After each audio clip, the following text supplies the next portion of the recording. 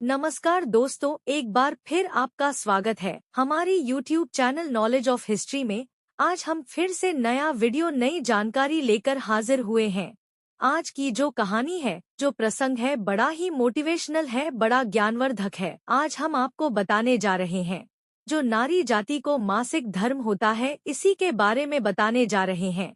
एक श्राप के कारण नारी जाति को आज भी इस मासिक धर्म की पीड़ा को भुगतना पड़ता है। वीडियो को पूरा देखिएगा ताकि आपको संपूर्ण जानकारी हासिल हो। नारी जाति को मिला ऐसा भयंकर श्राप जिनको नारी जाति आज भी भुगत रही है। वीडियो शुरू करने से पहले जो लोग हमसे नए जुड़े हैं वह हमारे चैनल को सब्सक्राइब करें, बेल आइकन ऑन करें, अच्छे कमेंट किया करें ताकि हर आने वाले वीडियो का नोटिफिकेशन सबसे पहले आपको मिले और आप उसका फायदा उठा सके। शुरू करते हैं आज की यह प्यारी सी कहानी। यह प्यारा सा प्रसंग महाभारत में और रामायण काल में ऐसे बहुत से प्रलयकारी श्राप दिए गए थे जिनका असर आज भी मनुष्य पर दिखाई देता है, और ऐसे ही कुछ श्राप नारी जाति को भी दिए गए थे जिनका असर आज कलयुग में भी नारी जाति पर दिखाई देता है। आज हम आपको बताने जा रहे हैं नारी जाति को भयंकर और पीड़ादायक जो श्राप मिला हुआ है। हर महीने मासिक धर्म जो नारी जाति को होता है, यह बड़ा पीड़ादायक होता है। इसी के बारे में आज आपको संपूर्ण जानकारी मिलने वाली है कि नारी जाति को यह मासिक धर्म जैसी पीड़ा क्यों मिली है। ऐसा कौन सा कारण है जिनके कारण नारी जाति को इतना कष्टदायक श्राप मिला है और जिसको आज भी नारी जाति भुगत रही है। वीडियो को पूरा देखें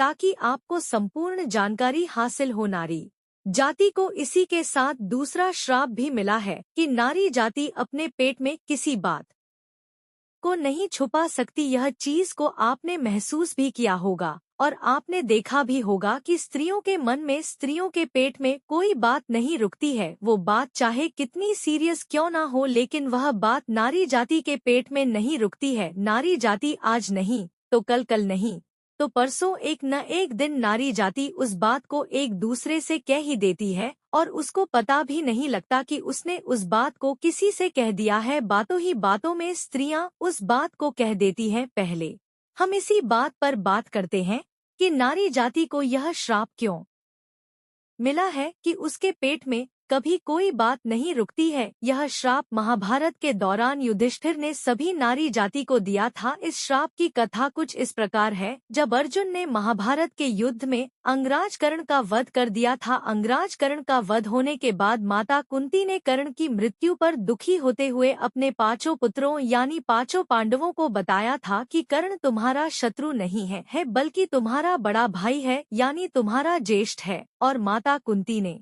पांचों पांडवों को कर्ण की जन्म की कथा भी सुनाई थी। किस तरीके से माता कुंती ने कर्ण को जन्म दिया था और अपने कुंवारेपन में भूल बस सूर्य का बीज मंत्र का जाप करके और सूर्य को प्रसन्न किया और सूर्य को आने तक मजबूर कर दिया। सूर्य को मजबूर करके अपने पास बुलाया और उनके तप से कर्ण का जन्म हुआ था और ऐसी मजबूरी में आकर कर्ण को पानी में बहा दिया गया था। जब इस सत्य को सभी पांडवों ने जाना, उनको पता चला, तो पांचों पांडवों को बहुत ज्यादा दुख हुआ और धर्मराज युधिष्ठिर इस बात को जानकर बहुत क्रोधित हुए और युधिष्ठिर अपनी माता कुंती पर क्रोध करते हुए बोले कि माँ, आपने हमसे कैसा अनर्थ करवा दिया है। अगर आपने हमें यह भेद पहले बता दिया होता तो हम कभी भी अपने ज्येष्ठ भ्राता से युद्ध नहीं करते। और धर्मराज युधिष्ठिर अपनी माता पर क्रोधित करते हुए समस्त नारी जाति को एक श्राप दे दिया कि आज के बाद नारी जाति के मुख में, नारी जाति के पेट में कभी भी कोई बात नहीं छुपेगी। नारी जाति को भयंकर से भयंकर भी बात बता दी जाए तो उसको भी वो उगल देगी। इस तरीके का श्राप युधिष्ठिर ने नारी जाति को दिया था। उसके बाद आज तक नारी जाति अपने पेट में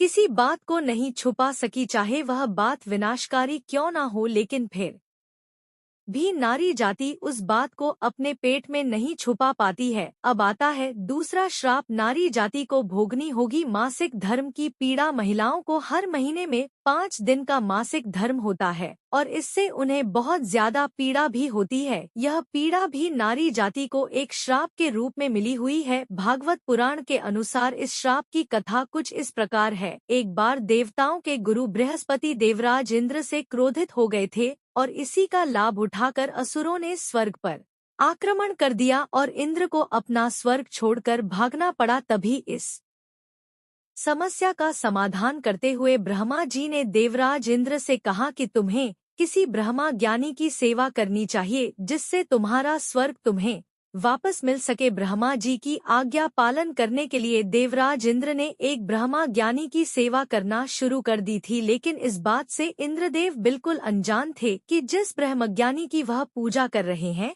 जिस ब्रह्मा ज्ञानी की वह सेवा कर रहे हैं, उनकी माता एक असुर थी। उस ब्रह्मज्ञानी की माता के दिल में हमेशा असुरों के लिए हमदर्दी होती थी और देवताओं से बड़ी नफरत किया करती थी। देवताओं की तमाम सामग्री, जो भी पूजा पाठ की जो सामग्री थी, वह सभी सामग्री असुरों को समर्पित हो रही थी, असुरों के पास जा रही थी। जब देवराज इंद्र को इस बात का ज्ञान हुआ तो क्रोध में आ गए और क्रोध में आकर उस ब्रह्मा ज्ञानी की हत्या कर दी जिसकी वह सेवा कर रहे थे, और इसी वजह से देवराज इंद्र पर ब्रह्मा हत्या का पाप चढ़ गया, जो कि एक असुर के रूप में देवराज इंद्र के पीछे पड़ गया था। अब इस पाप के असुर से छुटकारा पाने के लिए देवराज इंद्र ने अपने आप को एक फूल के अंदर छुपा लिया था और 1,00,000 वर्ष तक श्री हरि विष्णु की तपस्या की थी। तब भगवान विष्णु ने खुश होकर के देवराज इंद्र को उस असुर से बचाया था और श्री हरि विष्णु ने देवराज इंद्र को इस पाप से छुटकारा पाने के कुछ उपाय बताए थे। तब देवराज इंद्र से श्री हरि विष्णु ने कहा, इस पाप के अंश को आपको 4 भागों में बांटना होगा। पेड़, पानी, पृथ्वी और स्त्री, इन चारों को कुछ अंश मात्र में आपको बांटना होगा। तब देवराज इंद्र ने इन चारों को बुलाकर इनसे रिक्वेस्ट की, तब यह चारों राजी हो जाती हैं। पानी, पेड़, पृथ्वी और स्त्री चारों मान जाती हैं और अपने लिए एक एक वरदान की कामना करती हैं। तब इंद्र ने पेड़ को वरदान दिया कि वह अपने आप को कभी भी किसी भी स्थिति में जीवित कर सकता है, और पानी को वरदान मिला कि वह किसी भी वस्तु को अच्छी तरह स्वच्छ कर सकता है, शुद्ध कर सकता है, और पृथ्वी को वरदान मिला कि पृथ्वी के अंदर कोई भी गड्ढा हो वह अपने आप भर जाएगा, कैसी भी चोट हो वह अपने आप भर जाएगा। यह वरदान पृथ्वी को मिला और अंत में स्त्री यानी नारी जाति को मासिक धर्म की पीड़ा मिली। इस मासिक धर्म की पीड़ा के साथ इंद्र ने नारी जाति को एक वरदान भी दिया कि जब भी नारी जाति मर्दों के साथ शारीरिक संबंध बनाएंगे तो इसका आनंद उन्हें 2 गुना ज्यादा मिलेगा। एक ऐसा वरदान नारी जाति को मिला है। इसी वजह से नारी जाति को हर महीने मासिक धर्म होता है और यह बड़ा पीड़ादायक होता है। यह थी नारी जाति की मासिक धर्म की कुछ अनसुनी रहस्यमयी बातें, जिनकी वजह से नारी जाति को यह मासिक धर्म मिला है और यह अभी भी भुगत रही है और अंत काल तक भुगतेगी। हम उम्मीद करते हैं कि आज का यह वीडियो आपको जरूर पसंद आया होगा। आज की वीडियो में बस इतना ही। मिलते हैं अगली वीडियो में एक नई जानकारी के साथ। तब तक के लिए आप सभी का बहुत बहुत धन्यवाद।